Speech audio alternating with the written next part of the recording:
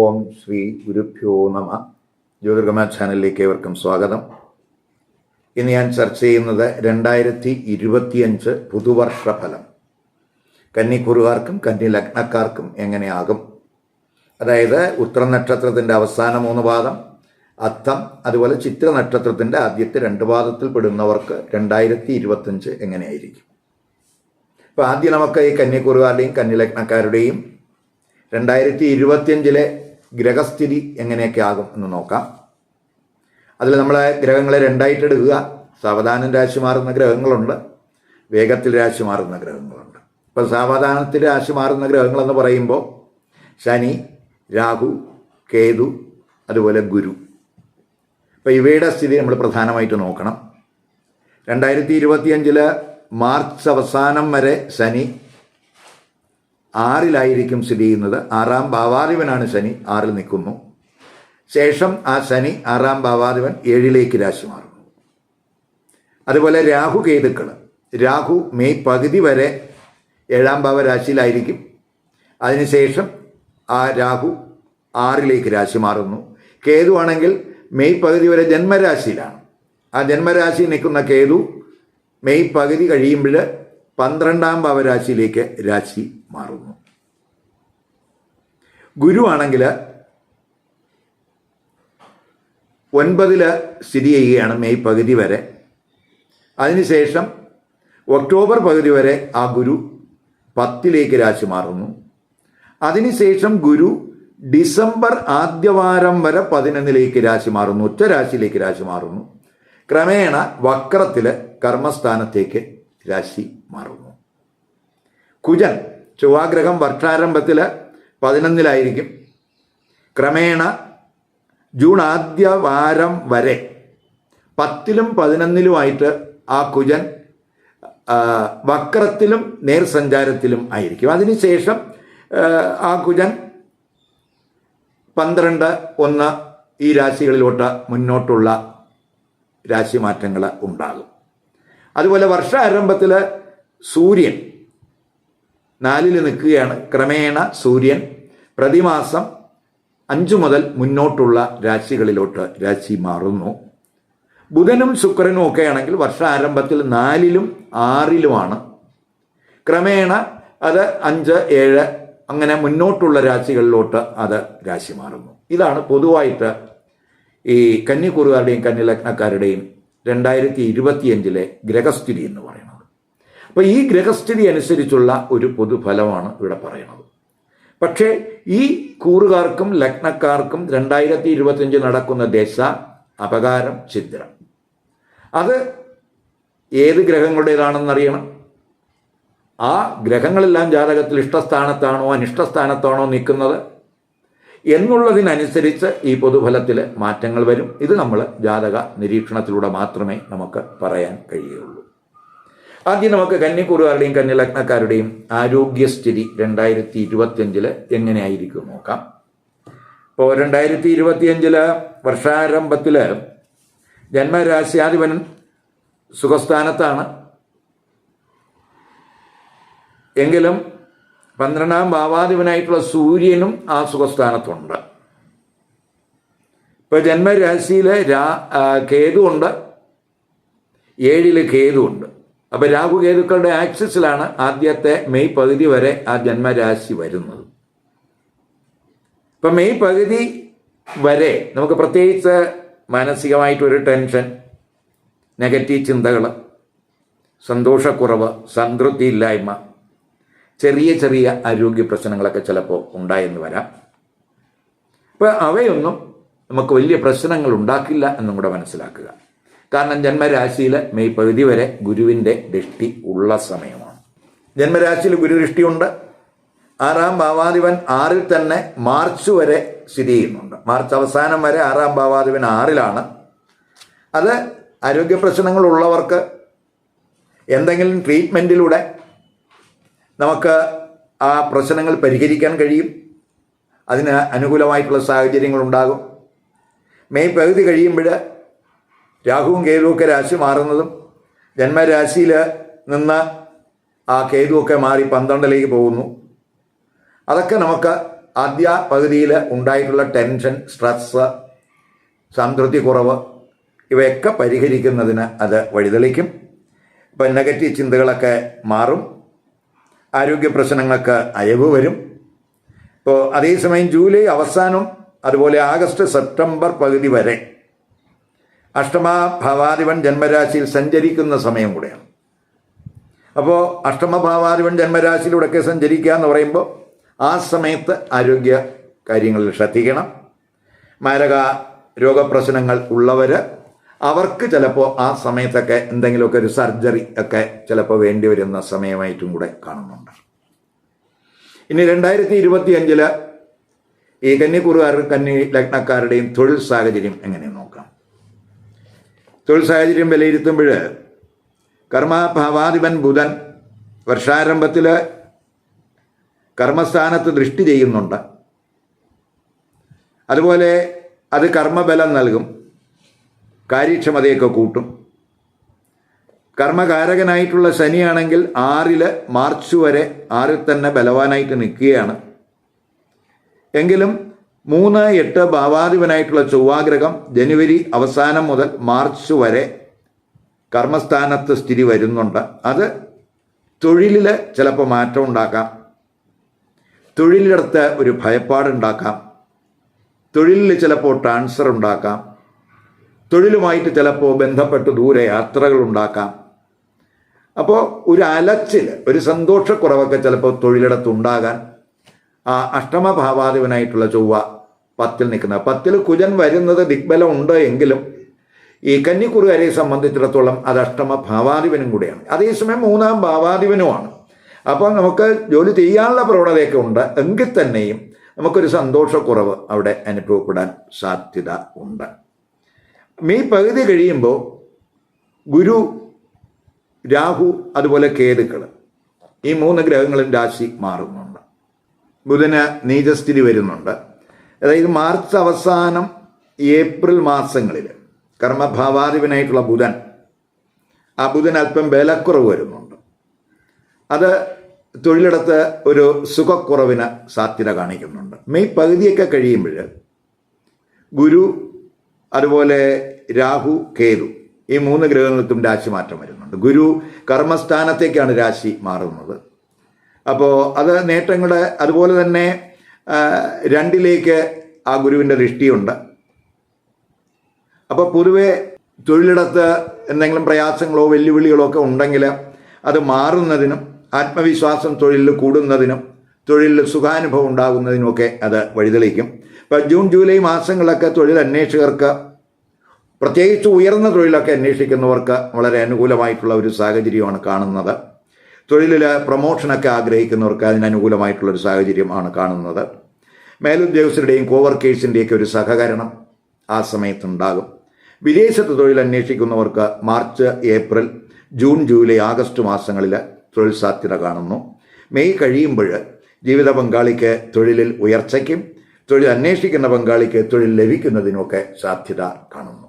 2025 ബിസിനസ്സുകാർക്ക് ആദ്യ പകുതി, അതായത് 6 ശനി മാർച്ച് വരെ അത്രത്തോളം ഗുണം ചെയ്യണമെന്നില്ല. അതേസമയം ഫെബ്രുവരി മുതൽ മാർച്ച് വരെ ശുക്രൻ 7 ഉച്ചരാശിയിൽ വരുന്നുണ്ട്. അതുപോലെ 7-ാം ഭാവാധിപനായിട്ടുള്ള ഗുരു ഭാഗ്യസ്ഥാനത്ത് നിൽക്കുന്ന സമയമാണ്. അപ്പോൾ അത് ബിസിനസ്സിൽ നേട്ടങ്ങൾ ഉണ്ടാകും. ആദ്യത്തെ ഒരു ചെറിയ പ്രയാസങ്ങളൊക്കെ ഉണ്ടായാലും ക്രമേണ ബിസിനസ്സിൽ നേട്ടങ്ങൾ പ്രതീക്ഷിക്കാം. നമുക്ക് കോമ്പറ്റീഷനൊക്കെ അതിജീവിക്കാനുള്ള കഴിവുണ്ടാകും. അതിനുള്ള പ്ലാൻ, അതിനുള്ള തന്ത്രങ്ങൾ ഇവയൊക്കെ ആവിഷ്കരിക്കുന്നത്, അത് നടപ്പാക്കുന്നതിനൊക്കെ കഴിയും. പൊതുവെ ബിസിനസ്സിൽ വിജയം ഉറപ്പുവരുത്തുന്നതിനുള്ള മാർഗങ്ങൾ ആദ്യ പകുതിയിൽ ഇവരുടെ ബിസിനസ്സുകാരുടെ ഭാഗത്ത് ഉണ്ടാകും. ബിസിനസ് വിപുലീകരിക്കുന്നതിനും അനുകൂല സമയമാണ്. പ്രത്യേകിച്ച് 7-ാം ഭാവാധിപനായിട്ടുള്ള ഗുരു ഭാഗ്യസ്ഥാനത്താണ് നിൽക്കുന്നത് മെയ് പകുതി വരെ. അപ്പോൾ അത് വളരെ ഗുണം ചെയ്യും.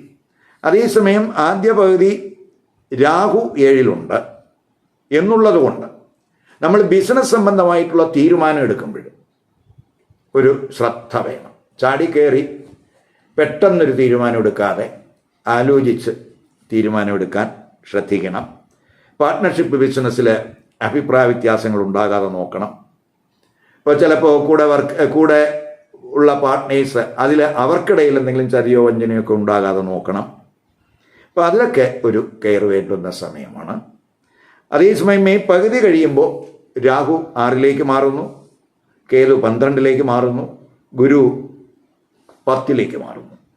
ഇപ്പം ശനി 7 സ്ഥിതി ഉള്ള സമയമാണ്.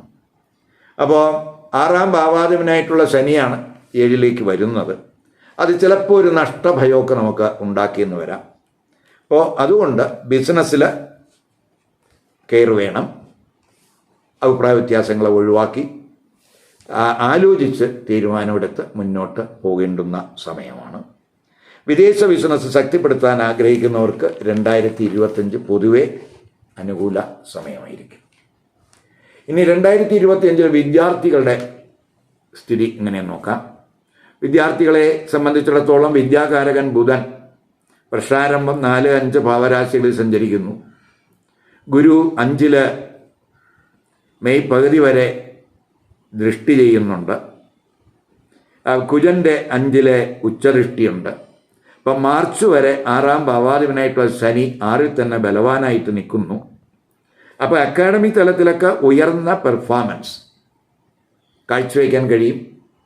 പരീക്ഷകളിലൊക്കെ മികച്ച വിജയം കൈവരിക്കാൻ കഴിയും. 6ാം ഭാവാധിപൻ 6ൽ തന്നെ നിൽക്കുകയാണ്. ഒരു കോമ്പറ്റിറ്റീവ് സ്പിരിറ്റൊക്കെ ഉണ്ടാകും. അതുമാത്രമല്ല 9ാം ഭാവാധിപൻ ആയിട്ടുള്ള ശുക്രൻ ഉച്ചരാശിയിൽ നിൽക്കുന്ന സമയവും കൂടെയാണ്. അപ്പോൾ 9ൽ ഗുരു സ്ഥിതിയുണ്ട്. ഗുരുവും ശുക്രനും ഒക്കെ പരിവർത്തന യോഗത്തിൽ നിൽക്കുന്ന സമയമാണ്. 7, 9 ഭാവരാശികൾ പരിവർത്തനം ചെയ്ത് നിൽക്കുന്ന സമയമാണ്. അപ്പോൾ അത് പ്രത്യേകിച്ച് ഉന്നത വിദ്യാഭ്യാസം അഭ്യസിക്കുന്നവർക്ക്,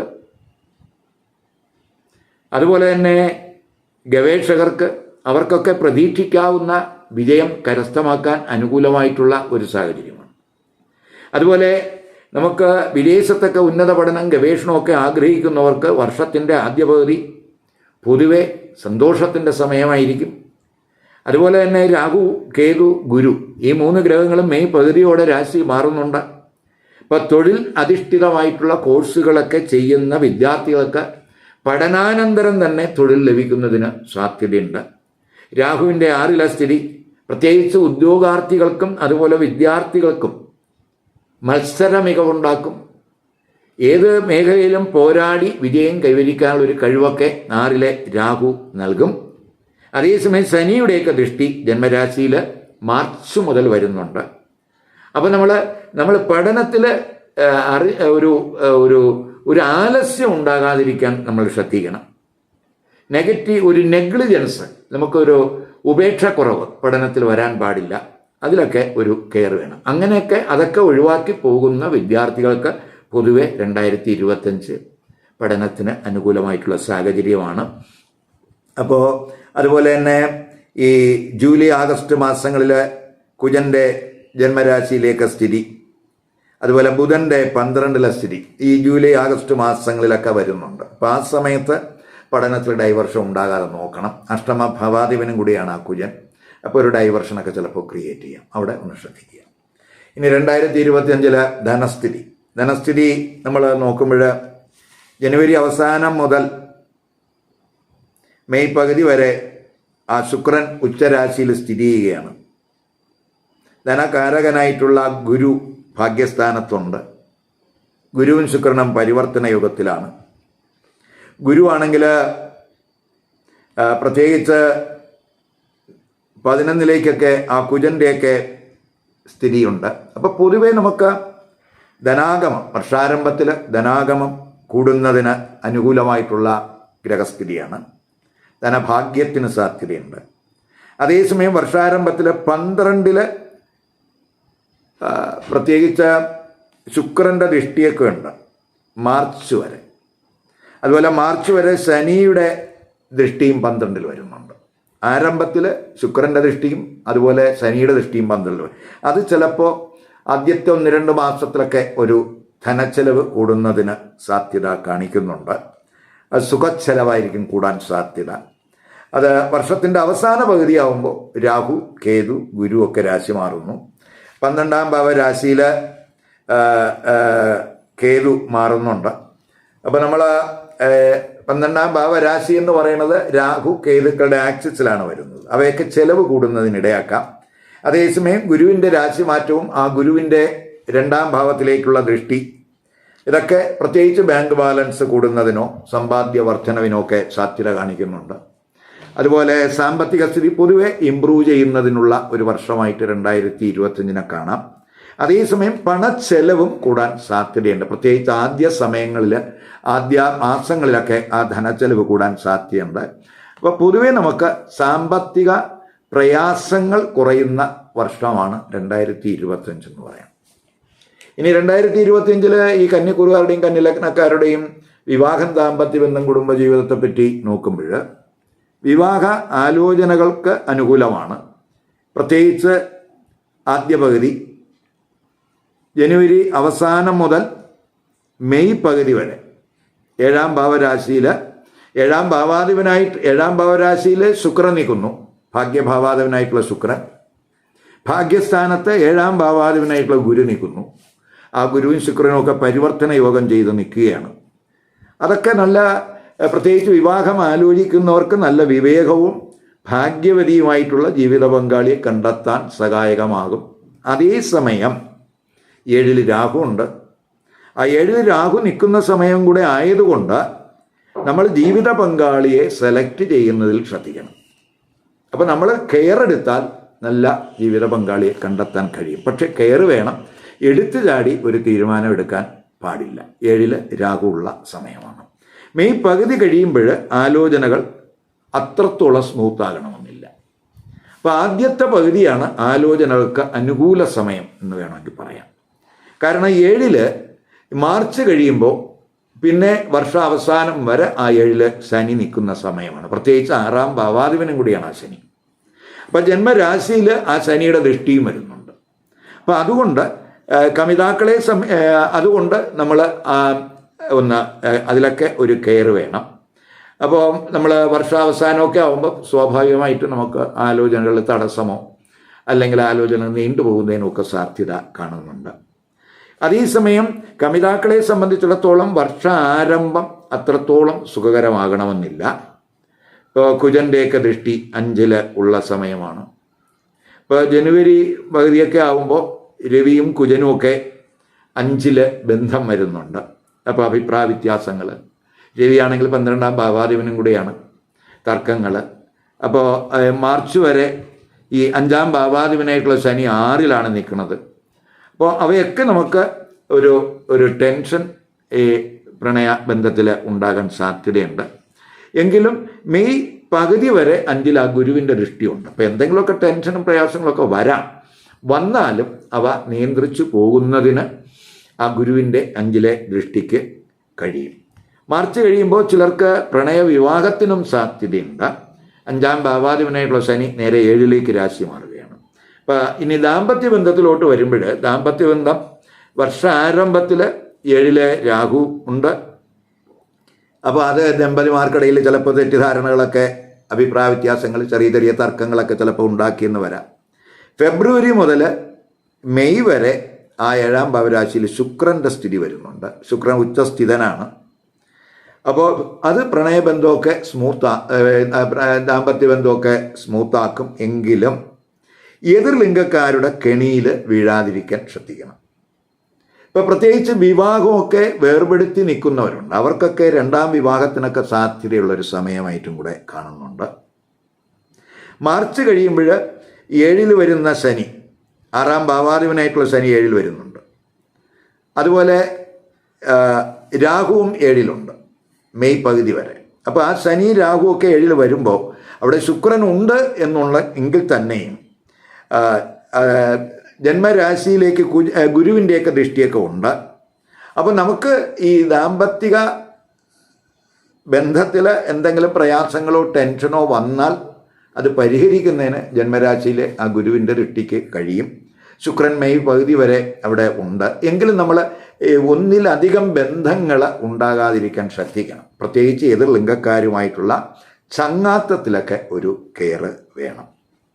അതേസമയം ഈ മെയ് പകുതിയൊക്കെ കഴിയുമ്പോൾ രാഹു കേതു ഗുരുവൊക്കെ രാശി മാറുന്നു. 6ാം ഭാവാധിപനായിട്ടുള്ള ശനി 7ൽ വരുന്നു. അപ്പം ജീവിത പങ്കാളി ചിലപ്പോൾ ഹാർഷായിട്ടൊക്കെ സംസാരിച്ചെന്ന് വരാം. ശത്രുതാ മനോഭാവമൊക്കെ ചിലപ്പോൾ അവരുടെ ഭാഗത്തുനിന്ന് ഉണ്ടായെന്ന് വരാം. അവിടെ നമ്മൾ കൂടുതൽ സംയമനം നമുക്ക് വേണം. സംയമനം ശീലിക്കണം.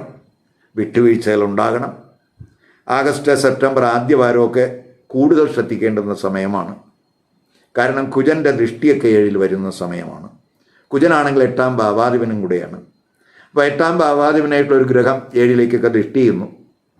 അപ്പോൾ അവിടെയൊക്കെ നമ്മൾ ശ്രദ്ധിക്കണം, പ്രത്യേകിച്ച് ആഗസ്റ്റ് സെപ്റ്റംബർ മാസങ്ങളിൽ. അതുപോലെ ശനിയാണ്, ആ 7ൽ നിൽക്കുന്ന ശനിയാണ് കുജൻ ദൃഷ്ടി ചെയ്യുന്നത്. പ്രത്യേകിച്ച് ശനിയും കുജനും ഒക്കെ ശത്രുഗ്രഹങ്ങളും കൂടെയാണ്. അപ്പോൾ അവിടെ നമ്മൾ ഒരു കെയർ വേണം. അഭിപ്രായ വ്യത്യാസങ്ങൾ, ശത്രുതാ മനോഭാവം ഇവയൊക്കെ ഒഴിവാക്കി പോകേണ്ടുന്ന സമയമാണ്.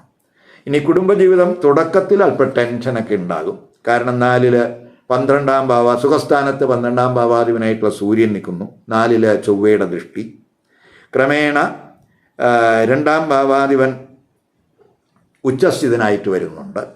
അപ്പം മെയ് പകുതി അത് ശുക്രനൊക്കെ ഉച്ചസ്ഥിതനായിട്ട് നിൽക്കുന്നത് കുടുംബ ജീവിതമൊക്കെ ഗുണം ചെയ്യും കുടുംബജീവിതത്തിൽ. അതുപോലെ മെയ് പകുതിയൊക്കെ കഴിയുമ്പോൾ 2ലും 4ലും ഒക്കെ ഗുരുവിൻ്റെ ദൃഷ്ടി വരുന്നുണ്ട്. അപ്പം വർഷത്തിൻ്റെ അവസാന പകുതി എന്നൊക്കെ പറയുന്നത് കുറച്ചുകൂടെ കുടുംബജീവിതം സ്മൂത്താകും എന്ന് പറയാം. ഇപ്പോൾ നമ്മൾ വീട്, വാഹനം ഇവയൊക്കെ വാങ്ങാൻ ആഗ്രഹിക്കുന്നവർക്ക്, അല്ലെങ്കിൽ വീട് പുതുക്കാൻ ആഗ്രഹിക്കുന്നവർക്ക്, അവയ്ക്കൊക്കെ തന്നെ അനുകൂലമായിട്ടുള്ള ഒരു സമയമാണ് ആ 2ലും 4ലും ഒക്കെ ഗുരുവിൻ്റെ ദൃഷ്ടി വരുന്നത്. അപ്പോൾ കുടുംബത്തിൽ മംഗളകർമ്മങ്ങൾക്കൊക്കെ സാധ്യതയുള്ള വർഷമായിട്ട് 2025 കാണാം. ഞാനിവിടെ പറഞ്ഞത് കന്നി കൂറുകാരുടെയും കന്നി ലഗ്നക്കാരുടെയും ഫലമാണ്. ഇപ്പോൾ കന്നിക്കൂറുകാർക്ക് വ്യത്യസ്ത ലഗ്നരാശി വരും. അപ്പോൾ കന്നിക്കൂറിൽപ്പെടുന്ന നക്ഷത്രക്കാർക്ക് എല്ലാവർക്കും കന്നി ലഗ്നം തന്നെ വരണമെന്നില്ല, വ്യത്യസ്ത ലഗ്നരാശികൾ വരും.